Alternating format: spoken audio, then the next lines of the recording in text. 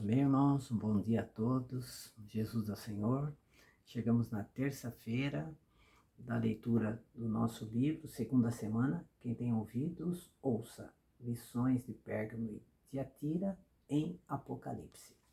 Nós estamos na página 25 e nós hoje vamos entrar assim, num contexto um pouco mais histórico, mas é importante nós conhecermos a história da igreja para aprendermos lições, né? Aquilo que é positivo nós nos apegamos e aquilo que é negativo nós aprendemos essas lições do passado e os erros do passado para nós não praticarmos hoje, no presente. Então nós estamos estudando principalmente nesses dias sobre Pérgamo. Pérgamo é um período em que a igreja se uniu ao mundo, onde o imperador Constantino ele estabeleceu o cristianismo como a religião do Estado estatal, do Império Romano.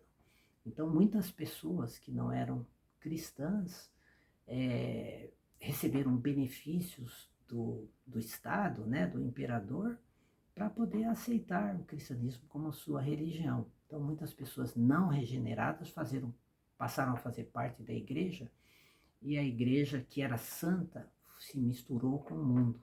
Sabemos que a igreja é santa, né? Ela é separada do mundo, mas naquela época de Pérgamo, a igreja se uniu ao mundo. Os cristãos, os bispos que eram muito perseguidos, eles passaram a ter privilégios diante do imperador, nos palácios romanos, muita pompa, né? Isso corrompeu o coração deles.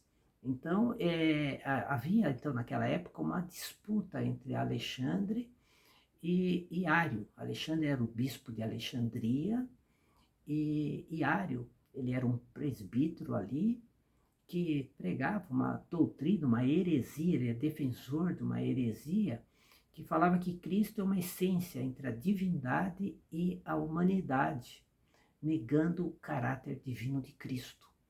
E Alexandre, pelo contrário, ele cria na divindade de Cristo, cria na trindade divina. E os debates entre eles e as disputas foram tão grandes que houve a necessidade do imperador convocar um concílio geral da igreja, que foi o primeiro concílio geral da igreja, em todos os bispos, para discutirem sobre o assunto, essa questão espiritual, né? Então nós vemos o Constantino, que nós nem sabemos se ele era realmente regenerado, que creu no Senhor, ele era o chefe da igreja e até nessas questões espirituais. Esse concílio participaram cerca de 300 bispos, mais sacerdotes, diáconos ali durante todo esse tempo, 2 meses.